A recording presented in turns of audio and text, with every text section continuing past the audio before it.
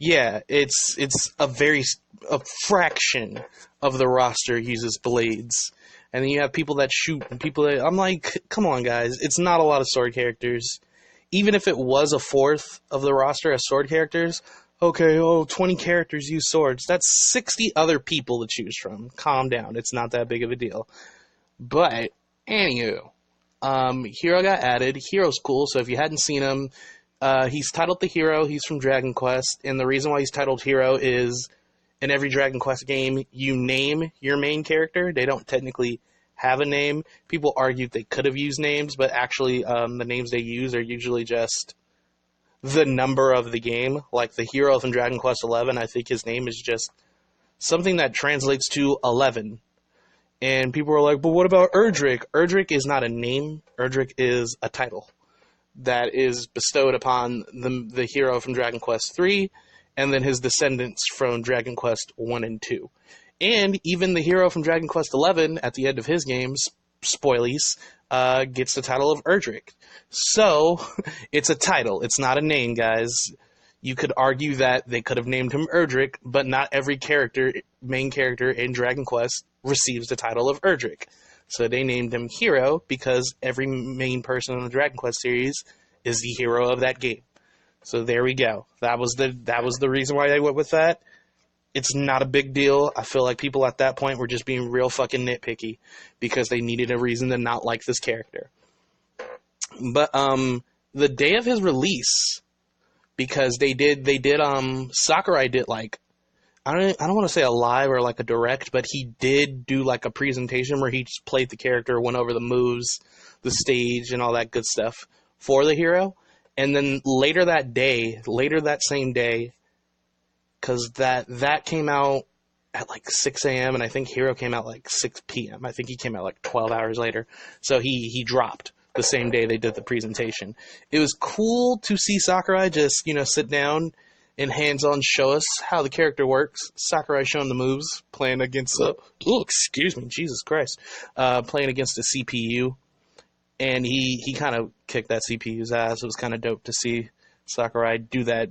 Everyone was talking about that mean-ass down spike he did on the computer hero. But anywho, okay, so the hero basically his bread and butter is his sword combos. He's a sword and shield user, like Link is.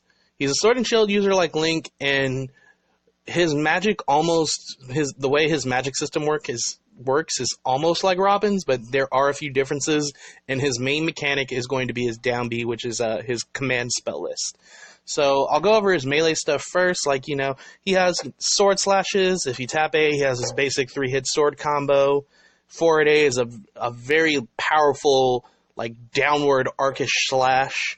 Up is like he points his sword up to the sky. It's almost kind of like how Link does it. I think Link does it like that. He points his sword up. But that's like a famous Dragon Quest pose, too. Like, even one of his taunts is that. And then the down slice, your classic, like, swing one way, swing the other. His air down is a downward, like, sword stab, kind of like how Link and Cloud and Ice is, the general sword fanfare. I will say his down air for, like, his smash, like his sword swing, is pretty powerful if you want to tilt somebody or just, or not tilt somebody, spike somebody into the abyss or just into the ground on the platform. But you have to be careful when you use it because it does have a lot of lag. One thing that I noticed about Hero is his sword combos are very powerful. Like, his sword swings, he swings that sword hard, dude. He's strong. Some of his moves do have a lot of that lag. You can tell, like, when you use your sword, you got to make sure you're swinging correctly. But when he does hit, he does deal some pretty decent damage. And also, there's one gimmick around him. There's two. One of his gimmicks, or his mechanics for the character, is a critical hit. So when he's doing melee, just like how it is in the Dragon Quest RPGs or RPGs in general, you sometimes deal crits and a critical attack, and it's a random thing. So the hero can deal critical hits with his melee. So he'll do a sword swing, and let's say they're at 30%, he deals a crit, you're probably killing that person at 30%. which is fucking wild. But it's random. You never know when it's going to hit. His blows are pretty powerful, though. Even without the crits, he can knock people back if they have a lot of damage. He can send them flying. He's not... I don't want to say he's a light character. He's not a heavy either. He's kind of in the middle. He doesn't get knocked around a lot, but he's definitely not a heavy. He's that middleweight character. I would, in my personal opinion, I would compare like his weightiness, like when he gets hit around like that. I would compare it to Cloud's. I feel like Cloud's a little heavier, but that's because of the Buster Sword. So that's basically his melee stuff. So kind of like, he's not like super quick at his sword moves. It's not slow either though. So he has some decent sword swing speeds, does a good chunk of damage, has his critical hits. You got to watch his swings though, because they do have a lot of lag on them. So that's one thing you got to be sure of. You kind of got to be precise with his sword hits. But you want to use his sword hits because his smashes all use MP. Every one of his smash attacks, or not smash, yeah, smash attacks, are specials, not smash. Smash is the A moves. The Bs, the special moves, all of his special stuff uses MP. So, kind of like Robin, he does have an MP meter. It just looks more like a Dragon Quest-ish MP meter. It says 100, and every time when he uses spells, it drains his MP. MP does recover on its own. It recovers hella slow, though. It's like 1. But if you're dealing damage, MP goes up faster in chunks, which is why you want to learn how to use his melee well enough and focus on that stuff too. And you want to use spells as like finishing moves because your MP's kind of precious. So, like I said, a lot of his magic stuff worked almost like Robin's. So like Robin does like that lightning thing that she can charge, he or she, depending on which skin of Robin you use. The hero's neutral special is Frizz. So Frizz is a basic fireball spell in the world of Dragon Quest. Doesn't cost a lot of MP.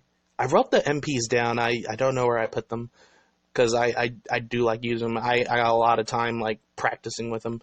And it does basic damage. It can be deflected. Oh, his shield, like Link, he can auto block basic projectile stuff if you just stand there. Like, you know how Link can just auto block an arrow or really weak projectiles? He can do the same thing. I checked it. So Frizz can be blocked with a shield because I did a lot of my practice against Link because it was another sword and shield fighter.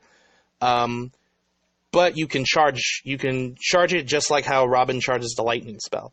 And with Frizz, it's the only one of the three special smashes. I'm gonna get into his down B, his down special, which is the command spell list. But Frizz is the only spell set he has in his special moves that he can charge and hold onto a charge. So if I wanted to charge up Frizz to Frizzle, I could charge it up to Frizzle and then stop, cancel it by shielding. Or just, you know, shielding if they're coming at me, and I can hold the charge. Just like how Cloud can do. He can charge up his meter and then shield to dodge and cancel the meter charge out. Things of that nature. And then when you fully charge it, you get K-Frizz. So Frizz and Frizzle still can be blocked by shields. They still can be auto-blocked. K-Frizz cannot. K-Frizz is the most powerful of the fire spells he has.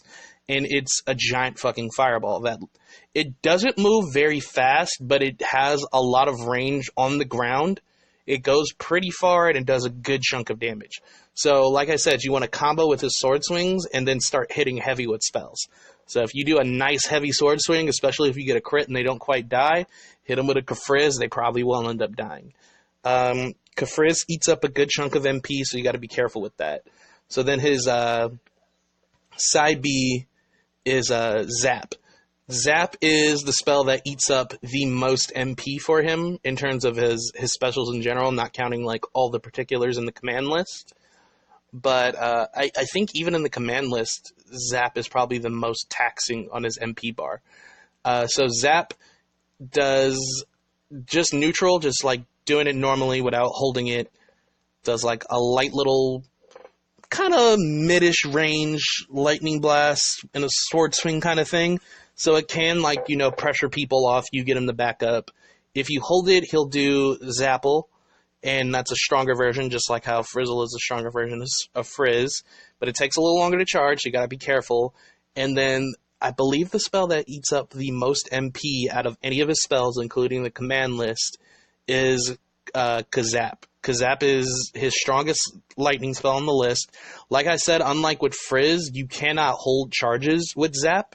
So if you hold it up to Zapple, you're not going to be able to like shield move and hold that charge for Zapple. You will just use Zapple once you let it go. So you have to be careful when you use these moves. Zapple and HiK-Up are a little slower because you have to hold the charge, but they are a lot more powerful. And then with HiK-Up, I know for sure, like when he does it, a lightning bolt comes down from the sky. So if they're in the, say you hit them up in the air above you and you time it right, you can get that lightning bolt to hit them and kind of bounce them in the air some more, and does a little bit of damage. But the real damage comes from the actual like lightning infused sword swing he does when he does HiK-Up. But it eats up a lot of MP, like I'm saying. It eats up I think it eats up like 46 or 48 MP to use a full, like the full power of the HiK-Up. So you have to be careful because that's almost half your MP bar. And then the spell set that's the least taxing on his MP is his recovery, his up B, and that is Whoosh. Whoosh is a wind spell. It's very much like I said, his spell stuff besides the down B are very much like Robin's, except the lightning and the fire spells are switched, because I know Robin, her side B is that fire one, and then the neutral B is lightning. For the hero, his neutral B is Frizz, Frizzle, and Kafrizz, and then his side B is Zap, Zapple, and HiK-Up. But his up air, or his up B, is a wind spell, just like how Robin's is a wind spell, but they work a little differently. So Robin does like the wind blades to propel himself or herself up into the air, depending. And like with Robin, I think with Robin too, like you can't charge the wind spell or the fire one, but you can charge the lightning one. I think the lightning one is the only spell Robin actually charges. With Hero, he can charge his neutral, his side, and his up. But like I said, the only one you can hold charges for is his neutral B.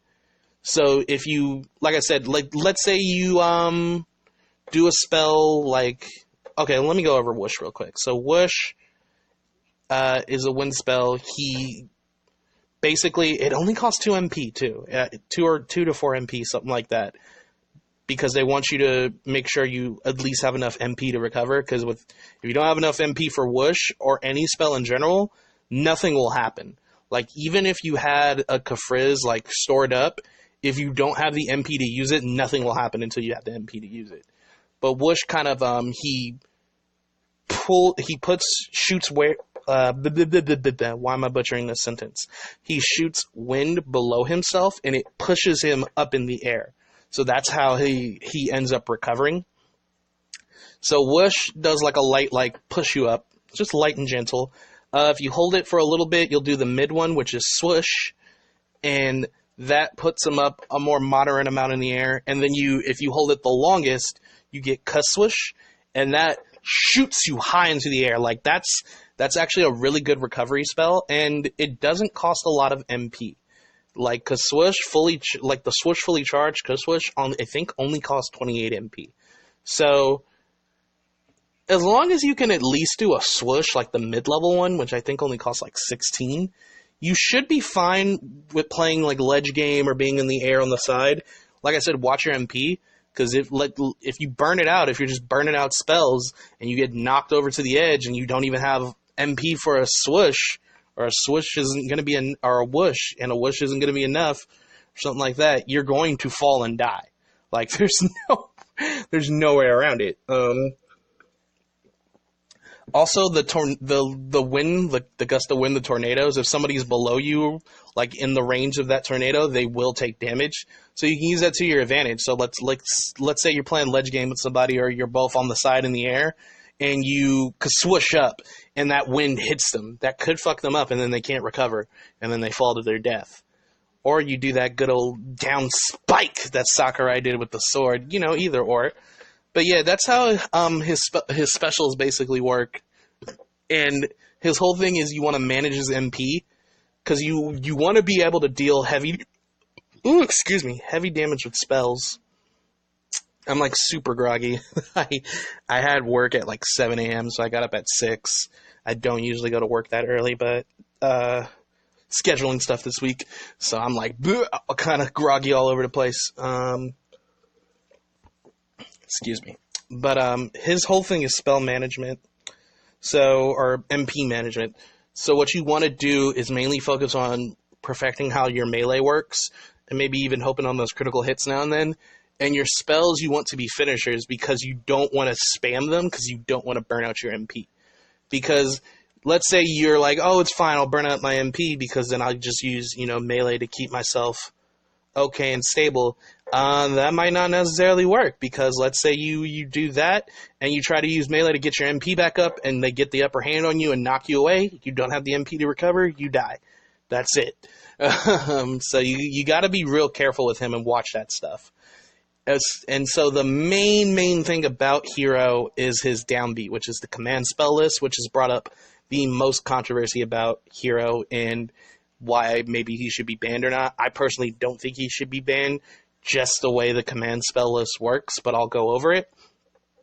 His downbeat is command list. So command list, kind of like when you do the downbeat, it shows a list of 4 spells, kind of like how you would select the spell in the Dragon Quest RPG when it's your turn. He even gets to a pose where he's like thinking over what move to use and shows you a list of 4 spells. The thing about command list is that it's 4 random spells out of a pool of 16. I think it's about 16. So it's random every time. So there's a different set of 4 spells every time you do command list. So you're not guaranteed to get the same stuff each time. But that's the fun in it, in using Hero, because sometimes maybe you'll get something you want, sometimes you get something maybe you don't need at the time. And the spells include just a lot of stuff from the Dragon Quest games. Like you have like Oomph, which gives you a boost in attack power. You have Sizzle, which is a different kind of fire spell that's kind of fast moving. It's a little weaker. Crackle Slash, which is an ice slash. You have like a flame slash. Snooze puts people to sleep. You have, what's it called? I forget what it's called, but it turns your body into metal, and you can't move while you're... This is cool. So there's a move in Dragon Quest that turns you into metal. You can't move, you can't attack, you can't do anything while you're made of metal, but you're also impervious to damage. There's also a particular move in Dragon Quest called Metal Slash. And Metal Slash does usually not a lot of damage to anything unless they're made of metal. Like, it's specifically made to hurt metal monsters. And there's, metal slimes in Dragon Quest, so they don't have a lot of HP, but, they don't take a lot of damage from other moves. So you want to use Metal Slash because that's how you deal that critical stuff to them. If you are in that metal form, because you can't turn it off manually, it lasts as long as it lasts. If you're in that metal form, or if you have the metal box item, I think that too, the item in Smash Bros. That turns you into metal, I think it'll work on that too. And Hero uses Metal Slash on you, it will kill you. Instantly. You will one-hit KO die regardless of your damage, because that's what Metal Slash is for. But like I said, all this stuff is random, so if you're not playing against Hero and you use that move, you don't have to worry about someone Metal Slashing you. But if you're playing against another hero, be cautious, because if they get that random draw of Metal Slash, they will kill you. And I think the Metal Box item also counts for that. I need to test that. I need to test and see if Metal Slash will kill a metal enemy. But I'm pretty sure it will, because what would be the point of having Metal Slash unless you were playing against another hero? That'd be really circumstantial. So we wouldn't have to worry about that in tournament play, though, because there's no items in tournament play. What else does he have? He has a move called Kamikaze. Kamikaze does massive damage, but it essentially kills you, as Kamikaze would imply. So you don't want to use that when you're about to run out of lives, clearly. You want to use that when you're trying to, maybe even out a fight. Or maybe you're like, oh, there's no hope, I'll just, Kamikaze myself. So be careful, because you might pick it by mistake. They have Magic Burst. Magic Burst deals damage equal to the amount of MP you have left, but it will use all remaining MP you have. So be careful, because then you'll have 0 MP and you'll have to build your MP bar up again. The most controversial... I think there's a few other things too that I'm not remembering. Oh, there's Hocus Pocus. Hocus Pocus, be fucking careful. It is the most random of random spells on his command list. Because literally what Hocus Pocus does is it'll do a random spell, pretty much. Any random spell. And some of these spells can benefit you, but also some of these spells can hurt you. Like, there's spells on the list, or like sometimes it'll do an item effect. Like, say you use Hocus Pocus and you move slower. It's all random. And it counts for your command spell list too. Because I believe somebody said they did Hocus Pocus and they kamikazed. Like, so you don't want to rely on that. Oh, there's also heal, so you can do like a basic heal. Heal a little bit of damage off of you. It's not a lot to make a substantial difference. I think it does like 7 damage, 7% off you. But that's a thing. So yeah, Hocus Pocus is completely random. Be fucking careful. And then the main spell on the command list that's causing the most controversy. I didn't think I'd be talking about Hero this much, but I got a lot of time playing with him. I'm not a pro player, definitely not. I play enough to like understand the game and the character mechanics. And I love Dragon Quest XI, so I was super excited for it. But there's 2 spells in particular. There's 2 spells in particular that are causing the most controversy, that people are like, they should ban Hero. And they're called Whack and Thwack. Now, in the world of Dragon Quest, what these spells do, they have god-awful accuracy. Like, horrible fucking... Like, they will rarely ever hit. Ever. But when they do hit, in the game, Whack, when it does hit, instantly KOs an enemy. Regardless of their HP. It instantly KOs them. If it hits. Thwack, I think, is a multi-hit one, or it's like an advanced version of Whack, where it has a better chance of hitting, but barely ever. Like, I've heard people say, like, in all their years playing Dragon Quest, like, multiple Dragon Quest games, like, people that have played every single one with, like, Whack or Thwack in them, they've gotten it to land maybe like 4 or 5 times. When I played Dragon Quest XI, I got Whack, Thwack, that kind of spell category to land maybe twice. But tell me why the enemy gets it. Like, it's like a 60% chance for the enemy to get it. Because I've been one-hit KO'd by that fucking spell so many times, but it never worked for me. I love video game logic. Anywho, in Smash, Hero has those spells. And I believe it's like the higher the enemy's percentage is, the better chance it has of one-hit KOing you. And I believe that's what they did to balance it. So it could still trigger if they had like 5%, but the chances are much, much, much, much, much lower than if they had like 50% or 100%.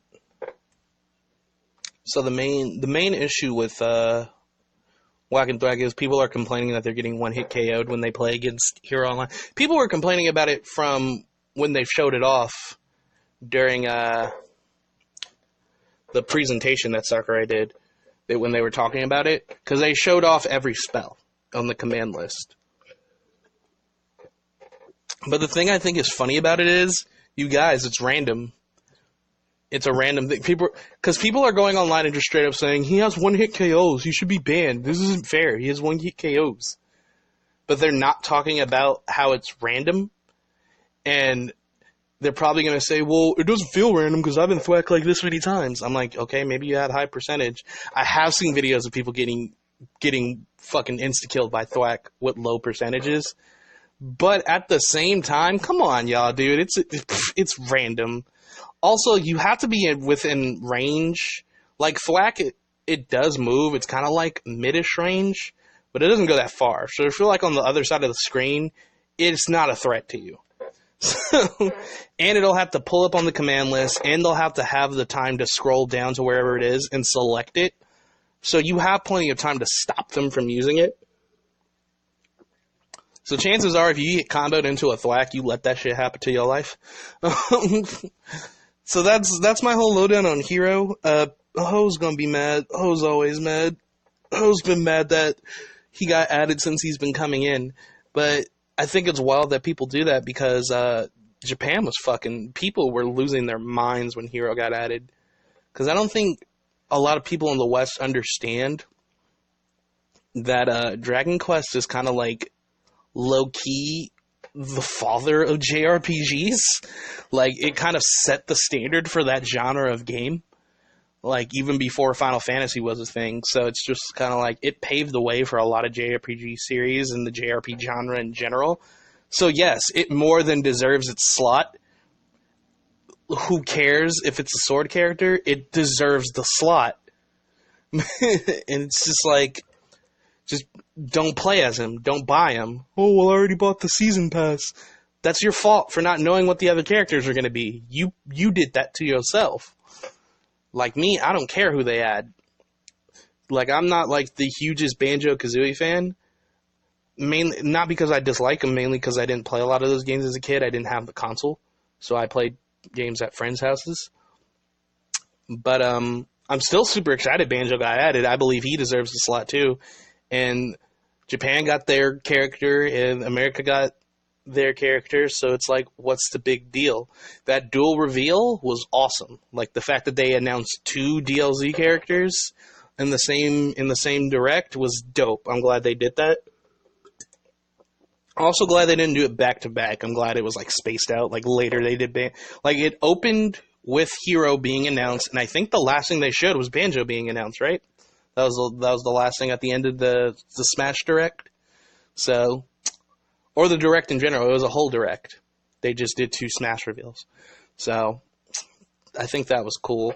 But yeah, that's all I gotta say about that. And I'm just gonna move into like that quickie stuff I said I was gonna talk about. So, Dragon Quest XI: Echoes of an Elusive Age S Definitive Edition. That game comes out September 27th on the Nintendo Switch. Dragon Quest XI is already out for the PS4, the PC, and the Nintendo 3DS. I highly fucking recommend you play this game. It's on 3 different platforms. But I also recommend you wait for it to come out on the Switch, because the Switch is going to have more content than the original version of the game. I don't know if they're adding this definitive edition content to the PS4, 3DS, for PC versions. I don't know if they're doing that or not, or if this is going to be exclusive stuff to the Switch. But that's the main reason why I'm getting... Well, the main reason why I'm getting it on the Switch is because, dude, I would love to play Dragon Quest XI again on the go, anywhere I felt like, instead of just, like, having to come home and play it. And I am more than happy to log another 120 hours or more into that game again. Because I've talked about it a couple of times before on the podcast, but that game is fucking fantastic. That was, like, such a great experience to play. And like I said, I logged about 120 hours in on Dragon Quest XI, and I haven't done everything on it yet. There's still like a lot to do. Well, not a lot to do, but I still have a good amount of side quests left that I have not done. But come on, dude, 120 hours of content, and they're adding more content. Like, pretty much, I just wanted to talk about Dragon Quest XI again, because we were talking about the hero in Smash. But please get this game. If you like RPGs, if you like JRPGs, if you like that stuff, you will love this game. It has such that classic old school RPG vibe and feel to it. You will fall in love with it. You definitely, 100%. It became one of my favorite games of all time. It's fan-fucking-tastic. I'm so ready to play it again. So yes, I just wanted to go over that real quick. Before I talk about Pokemon, I'll go over Persona 5 really quick, because we've gotten a series of trailers. From Arc System Works. I don't think we've gotten any trailers, like, not a lot of trailers translated yet into English, just because the game's not due. Persona 5, the Royal, is not due to come to America until early 2020. It comes out in October in Japan of this year, but we're getting it early 2020 in the US.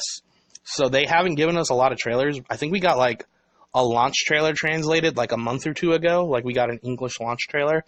But if you go on YouTube, I forget what the channel is called. I think it's called like Lettuce Sauce or something like that. They translate the Japanese trailers, but Atlas's like Japanese YouTube channel, they've been doing a series of character trailers. So they showed like the new girl Kazumi and her persona and how it's based off like Cinderella, I believe is what it's based off of, and she has like a rapier, an old school gun. Her persona like outfit is based on like the idea of that old school like influence, that Cinderella looking like kind of outfit mixed with like a leotard, because she's a dancer. That's what she does at school. She dances, and I think she does gymnastics too. I think that's what she does. We also got a little insight on Kazumi's character. She kind of seems like, I don't want to say spazzy.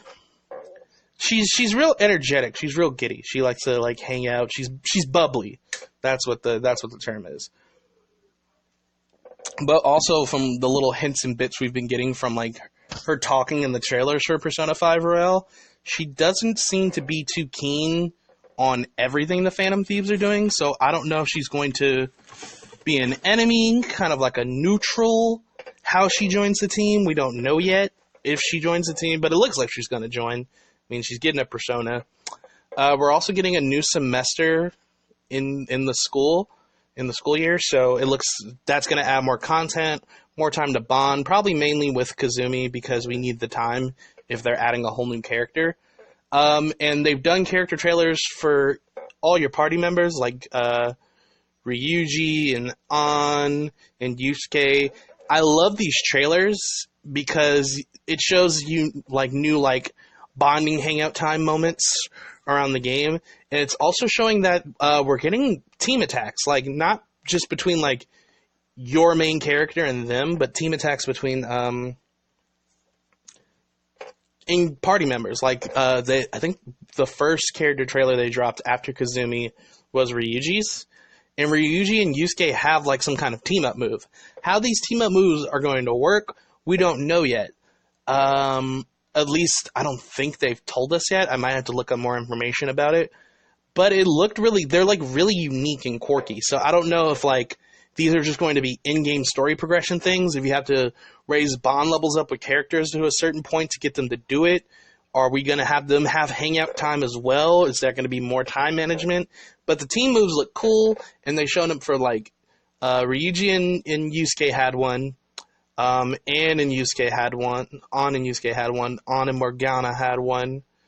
My brother was loud as fuck. And they also were getting third-tier personas. So if you play Persona 5, or I think any Persona 5 is the only Persona game I've played, so I don't know if they do that in every game. But when you raise a bond level up to max with your party member confidants, like, say, example, Ryuji, he's one of your homies, their persona evolves into a new persona that's more powerful, has different stats, has a new look. So, like, Ryuji's initial persona was called Captain Kid, and it was like a pirate-looking one. And then when you raise his confidant level, it turned his persona into more of a mythical trickster. Because the Persona 5, it's based on the team rebelling, so their personas initially are based off, like, thieves from, like, old lore, old books, or even, like, based off real-life people, kind of, like, embellished. Like one of them's based off of Carmen. An's is based off Carmen. Ryuji's Captain Kid. You know, things like that. But when they raise their confidant level to max, they evolve into mythological tricksters. So Ryuji's, I forget the title, but it's pretty much just another name for Sun Wukong. So, you know, like the Monkey King guy from the Chinese mythos. That's what his was when it evolved. Looks super dope. But third-tier personas seem a lot more unique because from what we see from the trailer, I don't know exactly how it's going to work, how you get it, because I know to get the second-tier one, you have to raise their confidant levels. So I know what we're doing to get the third-tier one. Maybe they're going to redo it, so at a certain point, like maybe if you get it halfway up, they evolve to second tier, and then when you max it, they get the third tier. But essentially their first persona and their second persona fuse, and that's how they get their third tier persona. And I think these personas are all going to be exclusively unique, because even like some of their persona names have been used for other people in previous games. So it looks like these are going to be unique to every character, like when this is like their true persona form. So I think that's really cool. Like Ryuji's looked real punk thuggish. Like you have to look them up. They look really cool though. But I think they've only shown 2. I think in trailers they've shown 3, at least 3, because Ryuji's they showed in a trailer, but they didn't really go over it. They just kind of showed quick what happened. They showed Futaba's. Futaba gets a new one, a third tier one that actually does a team attack. She has a finish screen too, like an all-out attack finish screen. So that's dope. And I think Yusuke's they showed in a magazine. They didn't show in his trailer. But they look a lot more representative of them as people. So I'm kind of excited for those. And I wonder if your character will get one, because your character's second tier persona was essentially Sentinel, but you don't actually evolve it in game, like playing. That's like a story thing at the end of the game. Spoilers. But also, one bit of interesting information, or something I thought was the most interesting, was spoilers if you haven't played Persona 5, but one of the villains of the series that's sneaking behind you, the villains of the Persona 5, Goro Akechi, it looks like he might be getting a redemption arc, because he got a character trailer, and there's a scene where you guys are hanging out at a new location. It's like a pool house, and your player character and him are just hanging out playing pool, and he's in a disguise for some reason. But they also show scenes of him fighting on your team, but in his Loki form. And the reason why I thought that was interesting was because he's only on your team for that one mission in the casino, and he's using his fake persona. He's using Robin Hood. His true persona is Loki, and he even has that dark outfit on because he's really a bad guy. But he was on their team in the trailer in his Loki form. So it looks like maybe this time around, maybe instead of him sacrificing himself as his kind of like last atonement, maybe either you get the choice to save him and then he can redeem himself from there, or just in the story flat out he survives and he starts redeeming himself and joins your team fully, which I think would be interesting. I hate Akechi, but I hate him in a good way, like in a story way. Like, him as a villain was good. So even when he atoned, I kind of pitied him, but I didn't really feel bad for him. It was just like, oh, that kind of sucks. He kind of got played too in the story. Like, you find out, like, he was getting played just as much as he was playing us. But at the end of the day, like, fuck Akechi. So if he gets a redemption arc, cool, I'm fine with it. I don't think I'll ever forgive him. He'll have to do some really, really redeeming stuff for me to ever really forgive him for what he did during the events of Persona 5. But who knows? Royale could change things around. So not only do we have a new character, like a new party member with Kazumi, we have possibly the redemption and full-fledged party member edition of Akechi. Because you only get Akechi as a playable character during the third to last palace, the Casino Palace. That's the only time he's actually on your team, and he's disguised in as Robin Hood, using his Robin Hood persona. Robin Hood, you know, steal from the rich, give to the needy, and that was like a fake persona for him when he was on our team, because I think it represented his fake character of being, in real life he's a detective, but in reality, behind the scenes, he's a lot more sinister, and he's killing people in the metaverse, and with his real persona, Loki, which is a mythological trickster. So that worked out for his character a lot, like that duality of it. So hopefully we'll see it. And it looks like we'll get to raise his confidant levels by actually hanging out with him, rather than it being like a forced story thing. So it'll be more of a choice. And who knows, maybe he'll get a really cool looking third tier persona. We don't know yet. That was kind of mainly like my main speculation of what we're doing with Akechi. Like, I'm down for a redemption arc, like I'm saying. I just wonder if it's going to be like something that's just going to happen regardless, or if they're going to give you the option. Like, because that'd be interesting, too, to have the choice to save him or not. Because a lot of people are like, so can we not save him? Like, I even looked it up. Is there no way to save Akechi?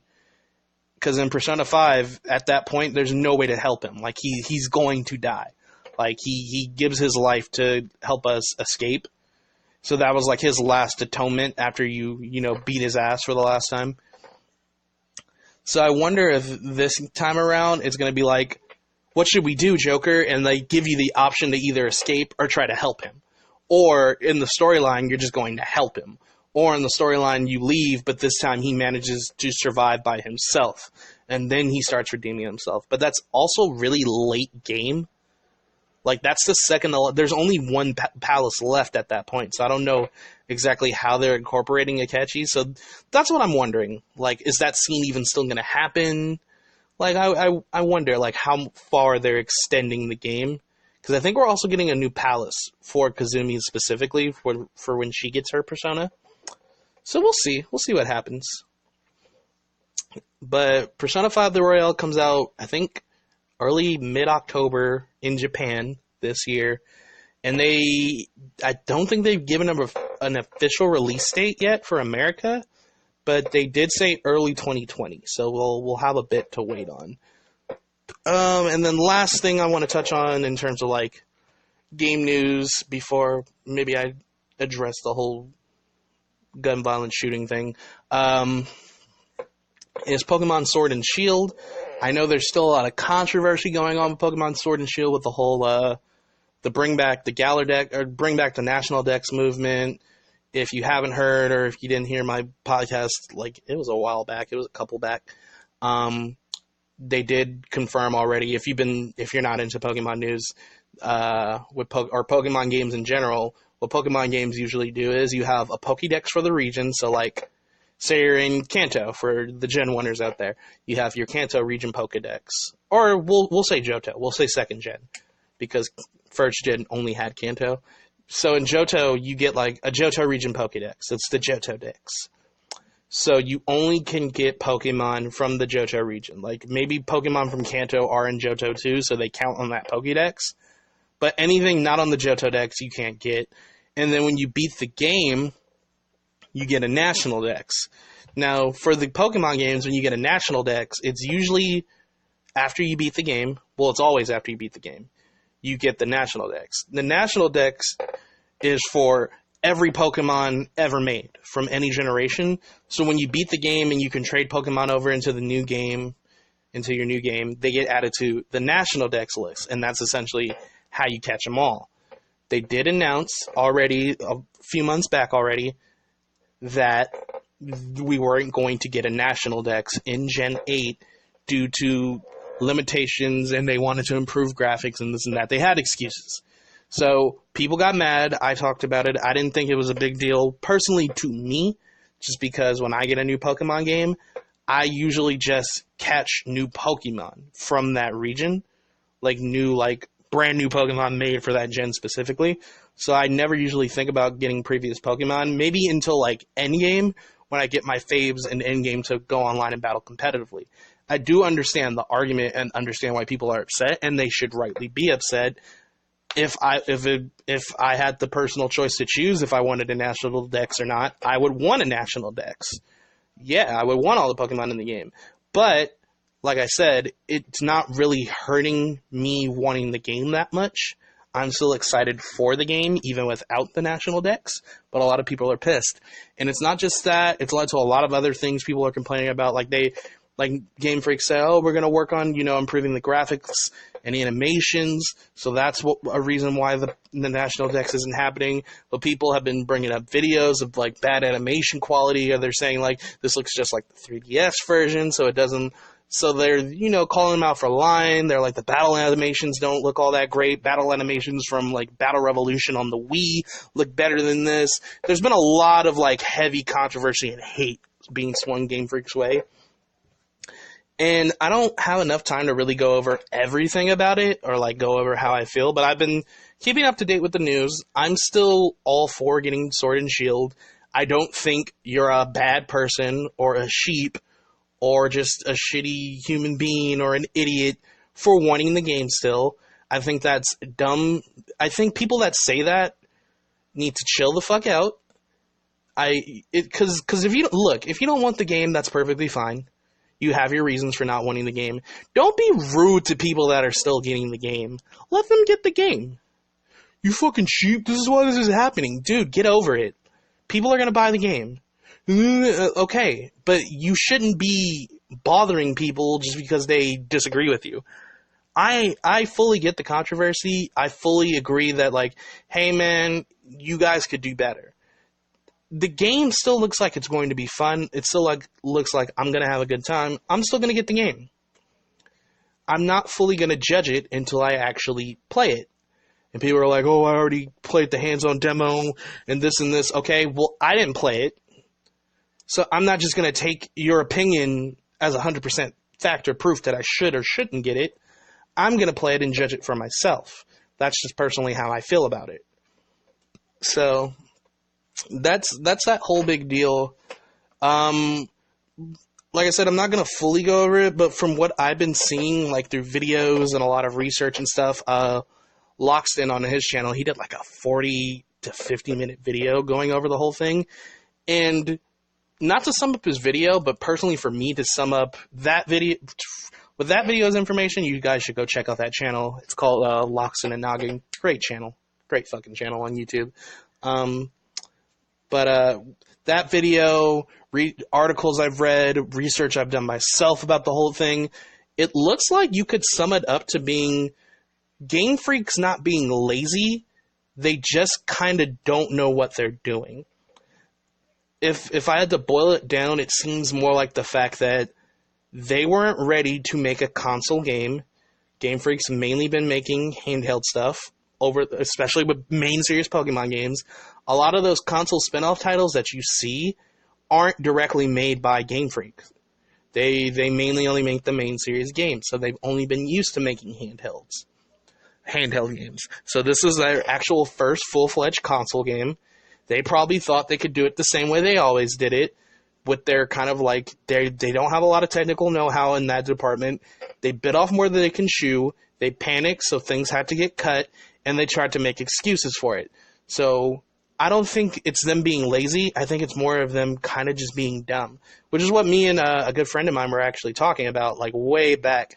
And he was like, I hope they're not being stupid, but at the same time, like, I'd rather them just kind of, fucking up and being dumb than actually having the lazy choice of not doing such and such or not doing such and such. And that's what I think it is at this point. I think they just bit off more than they can chew, and they panic, and they didn't know what they were doing. So I think it's more of a thing of stupidity, which isn't a defense for it. They fucked up. They definitely fucked up. But I wouldn't call it being lazy. And I also was saying, when we were talking about that with my friend, I was also saying I didn't believe their excuses. I think what I was saying way back before I even knew all of this was, I think something happened. What happened, I do not know. But something happened, and they were like, yo, we can't add all these Pokemon in the game. Or and then such and such happened, and such and such happened. And then rather than just being honest and upfront, they kind of bullshitted us because they wanted to save face. And they should have been straight up honest from the jump. And I think that's where they messed up. It's like, don't get me wrong, people are still upset about, these changes and things getting taken out and things getting switched around like this. But I feel like it wouldn't have been as bad if they were just upfront and honest and were like, hey, we messed up.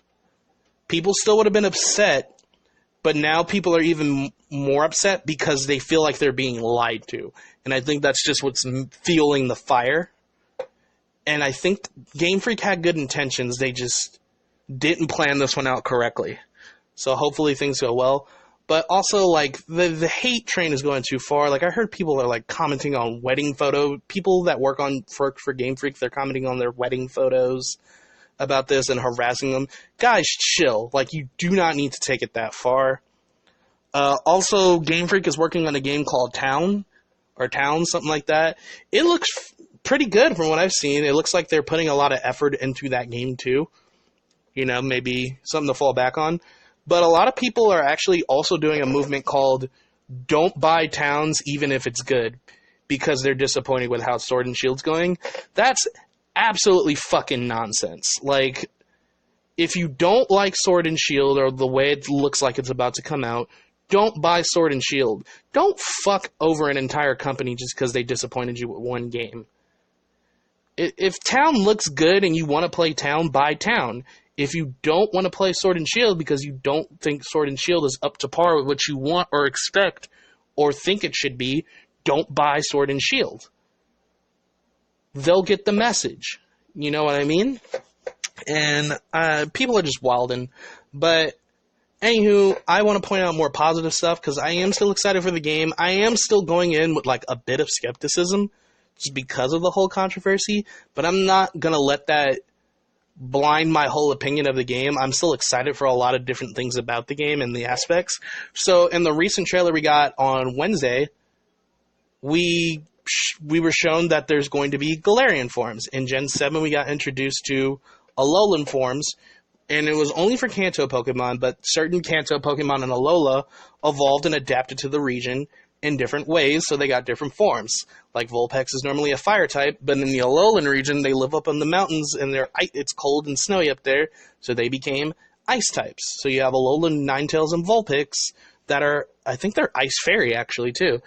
And then, you know, such and such and such and such. But with Alolan forms, it was exclusive to Kanto Pokemon. We now know that Galarion forms are not exclusive to Kanto Pokemon.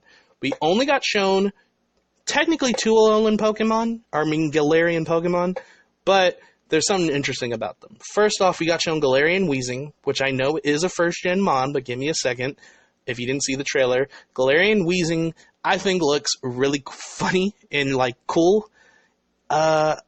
Its color scheme, it's like a little more gray, and it has like kind of like this green smog around like its mouths that makes it look like it has like these old mustaches, and the little holes in their head that go out all the gas, they look like top hats or smokestacks, like old school kind of like British European looking things. So it represents the region, and they're poison fairy types. And what they actually do, from what it said in their Pokedex entries, they take in all the toxic air and they expel like cleaner stuff, which brings up the poison fairy thing.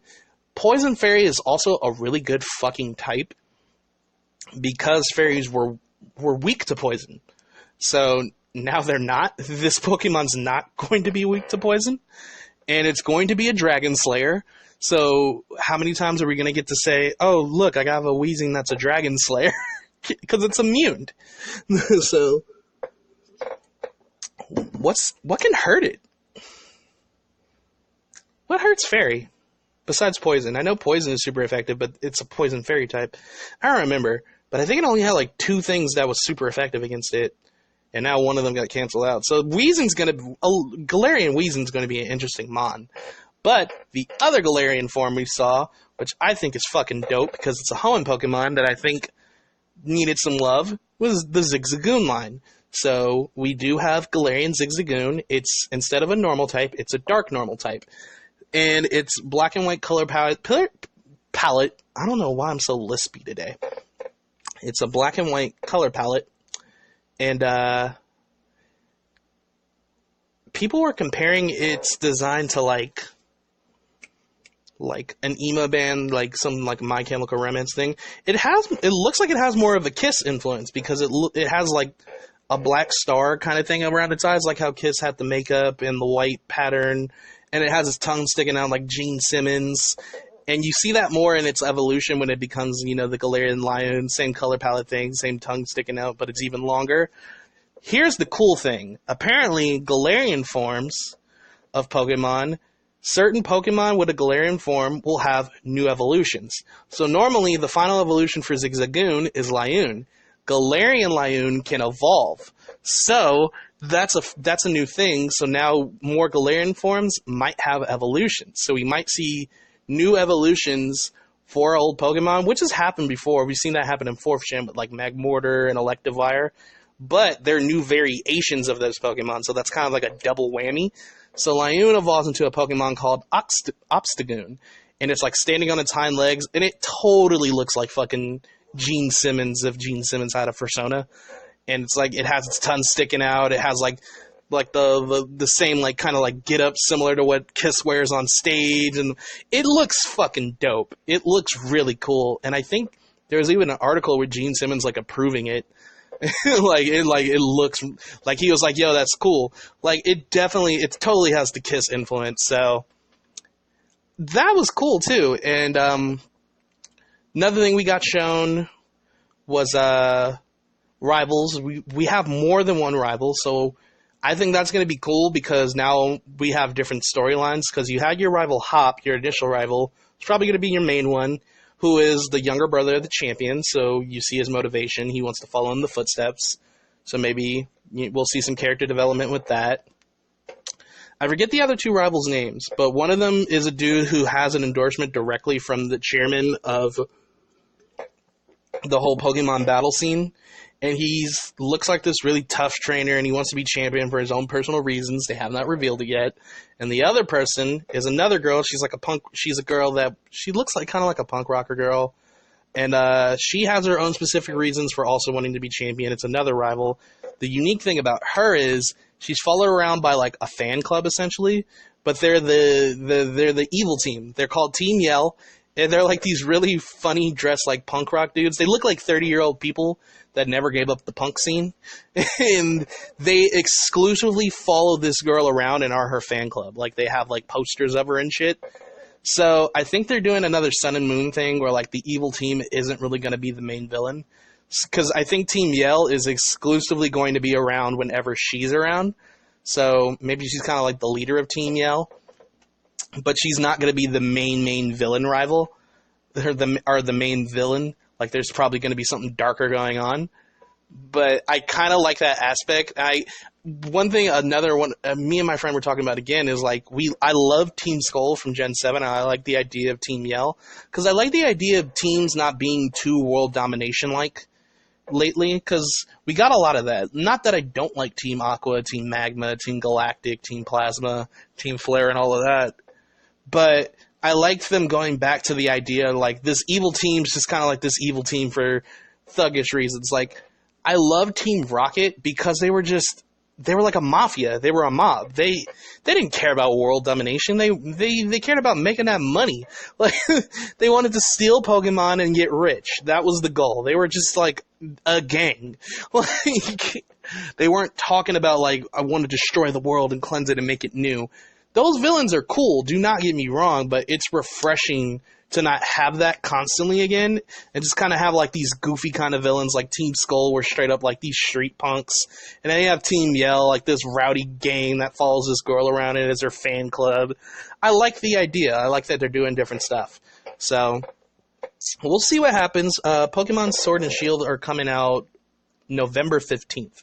So we still got a few months before that comes out, so we're going to get some news. And that's about it for what I have to say for Pokemon. Pretty much.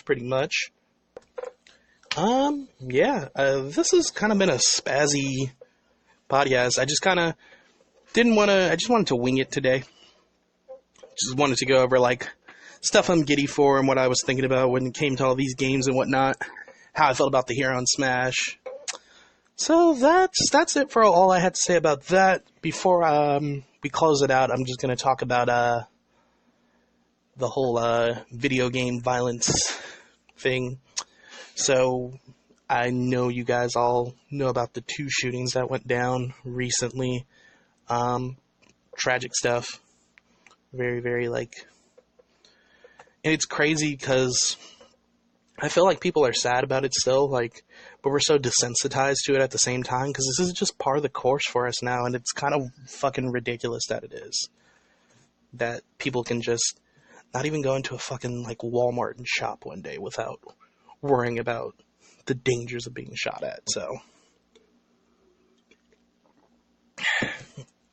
I'm not super political or talk about the news on the podcast. That's more personal stuff I talk about with friends. I don't like to put that in the air like that. I try to be more positive, or just, talk about the nerd stuff. But this is related to that. That's why I'm gonna just talk about it for a couple minutes before we get out.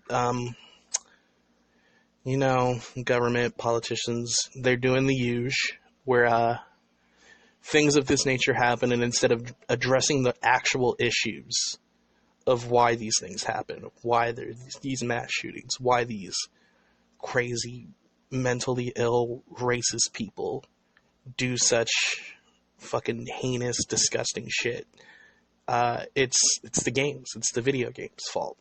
And I think it's ridiculous that we keep having to paddle back to this and go back and forth with this idea that video games cause all this violence, when it's been proven so many times, again and again and again and again and again and again, that it doesn't. It just fucking doesn't.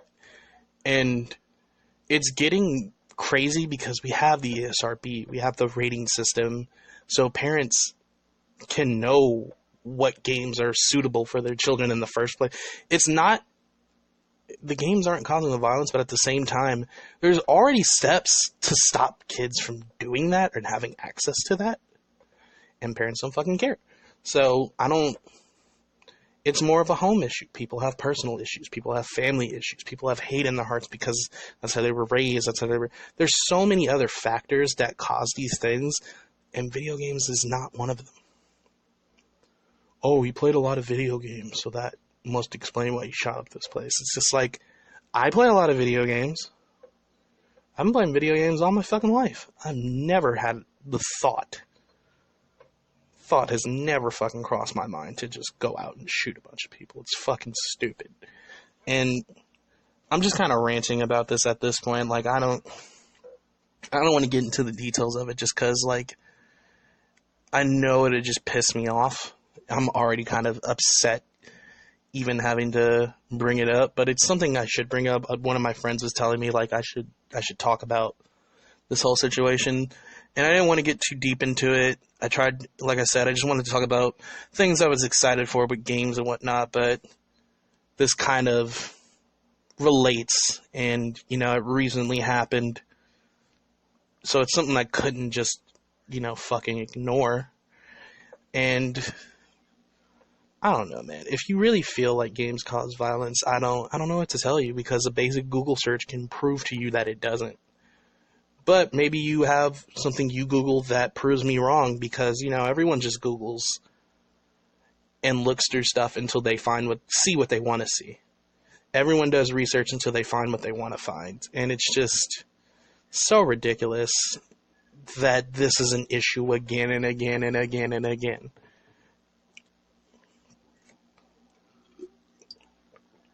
The mentally unstable racists played video games, so video games must be the problem. Really?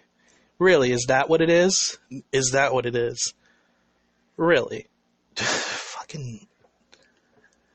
I don't know, man. I wanted to get a little deeper into it, but I don't think I should. At least not, like, in this bit of time. Maybe we'll just let it simmer a little bit after I get my thoughts and all that together. And maybe we'll do, like, a deeper dive-ish kind of podcast for that subject specifically. But it won't be anytime soon. We gotta let it marinate. And it doesn't feel right for me to, like, go off like that. Because, I don't know. It's so sad that, like, people, like, had to die. Like, people died. And the cause isn't being addressed. It's fucking ridiculous.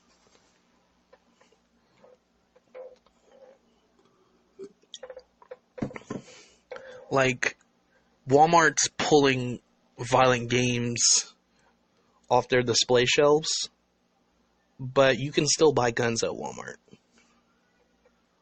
What? Like, first of all, you shouldn't be taking the games off in the first place. But okay, if you feel like you should be doing that, whatever, do what you need to do. But take the guns then too. You're still gonna sell the guns? You're still gonna display the guns? But you're gonna take down the violent fucking... Really? Like... It's getting worse because people are bowing down to shit that isn't facts. And... Oh my God. You know what? No, we're done. We're done. I'm trying to keep it positive today. I have some positive shit going on. Oh, you know what? Before I close that out, just want to say my heart does go out to all the people who lost their lives recently, and all the families that lost loved ones. I can't imagine how I would feel if I had lost anybody like that. It's so fucking crazy.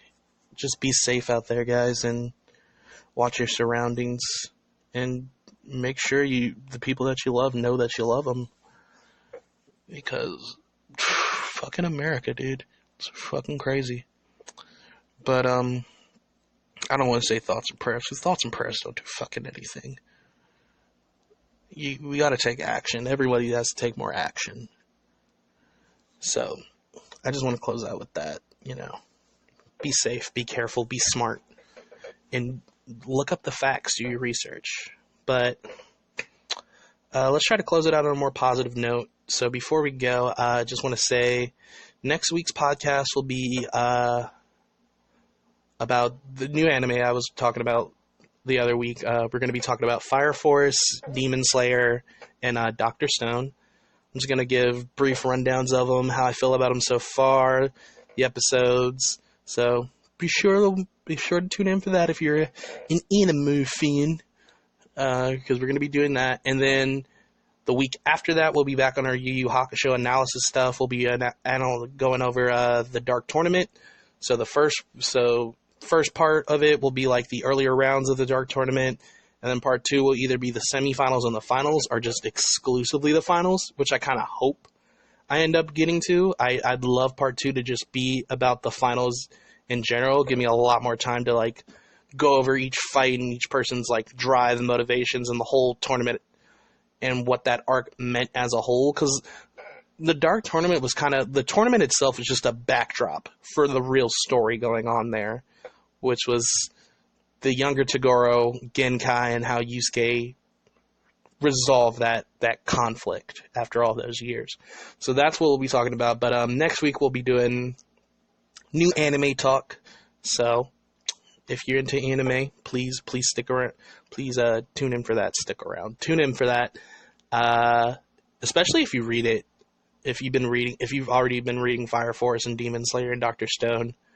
I haven't been reading them. I still need to catch up on a lot of the manga I've been reading, but I'm watching them, and I can tell you this much: I am digging all 3 of those shows. Demon Slayer is definitely my favorite of the 3, I would say. Fucking love it. Fire Force, I do dig. We'll see how Fire Force goes compared to Demon Slayer, because Fire Force is still really early in, so that's why Demon Slayer kind of has the advantage as my favorite. Demon Slayer is about to be on episode 19. Fire Force is about to be on like episode 4 or 5. Dr. Stone is different, but I like it. Like it's refreshing. So we'll be talking about that next week. But also tonight on Cartoon Fridays podcast, which is also on Podbean, my friends Johnny and Joel do that. I shouted them out last week or the week before that, something of that nature. I'm going to be guest starring on their podcast tonight, so we'll be hanging out, and I think we'll be talking about music and animation and, anime intros and that, shooting the shit, having some drinks. So that's fun, so tune in for that. That's coming, and we'll be doing that. And that's about it. Oh, and we'll be working on art project stuff. Like I said, I do my art project, my writing. Johnny and Joel are going to be helping with the illustrations on that, so we'll be working on that. We won't be talking about that during the podcast, but we'll probably be talking about that off of that, meeting up, hanging out, chilling, doing all that fun stuff. So stay tuned for that. Follow Art Project's I don't know what is up with my speech today. Follow Art Project's Facebook page. It's Art, capital A-R-T, and then capital P, and then Project. Also, I have a YouTube, I think it's spelled the exact same way, Art Project. And the podcast is also on the YouTube page, or the YouTube channel. Those are like the only videos on the YouTube channel. It's just like podcast uploads. This podcast upload will be going up there soon enough. It'll also be on the Facebook page, as all the other podcast episodes will, and they'll be on Podbean. So we have 3 sources where you can check the podcast out. So you got some variety, some choices in case you don't want to go to a particular one. Go ahead and, go to the YouTube channel, like that. When we do start working on the story, Another Random Tale, I kind of want to do videos of us working on it, early stages, put them both on the YouTube channel too. So be tuned for that. Subscribe to the YouTube channel if you want to keep up to date on that news. The main channel, or the main thing to get anything I'm doing, like any news related stuff on, for whether it be Another Random Tale, the podcast, anything else I'm working on, is Art Project's Facebook page. I also do have a Twitter and Instagram. I haven't really been using it much. I am getting someone to be a social media coordinator. So we'll have a lot more news updates and things of that nature on all 3 of those a lot more often once I get that set up. So yeah, that's it for me. Hope you guys enjoyed the rambles today. I think I'll have a more, I don't want to say scripted, more ready talk and discussion, a more clear, less spazzy all over the place discussion to talk about next week, because I've been thinking about these animes a lot lately, especially watching them. So we'll have more cohesive podcasts next week, to say the least. But we'll be closing out with a song like we usually do. This is from the band, I believe it's pronounced Twerp. It's TWRP, and I believe it stands for Tupperware Remix Party. Yes, I'm not kidding. I believe that's exactly what they're called. I've never heard of them prior to hearing this song. And the reason why I've even heard this song is because I was scrolling through Facebook, and Toonami shared a link on their Facebook page. Well, not a link. They posted a video on their Facebook page, and it was the music video for this song. And the thing that caught my attention was that it was featuring Dan Avidan. And if you don't know who Dan Avidan is, he's Dan from Game Grumps. Game Grumps is a YouTube channel that does kind of they do Let's Plays and game playthroughs and just tell jokes throughout the whole thing. Funny dudes, Dan and Aaron. But Dan's a musician. He sings. He does a lot of vocal work. Great singer. So that caught my attention. I listened to the song, and I fucking really enjoy the song. It's called Starlight Brigade, so I don't know if anyone's heard it before. But we'll be closing out with that, and I'll see you guys next week. So thanks for listening. This one was real weird. Today was real weird. It was a real weird podcast. I was all over the place. Episode 10. I'm so professional. But I'll catch you guys later.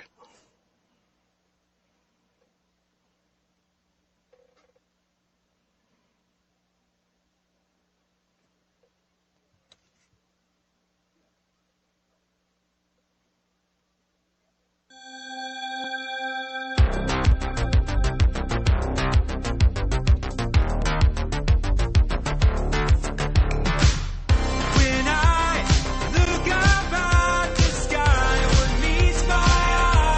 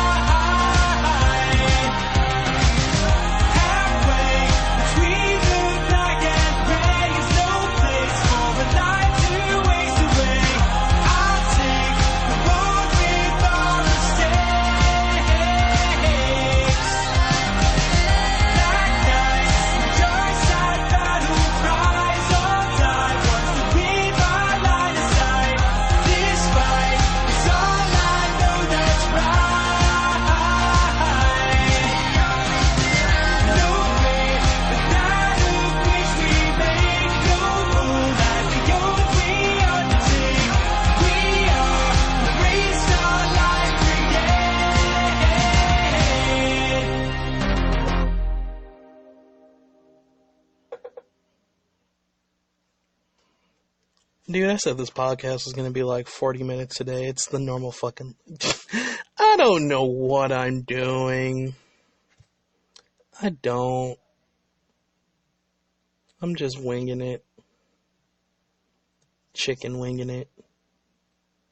High slinging it. Yeah, I'm singing it. Alright, bye.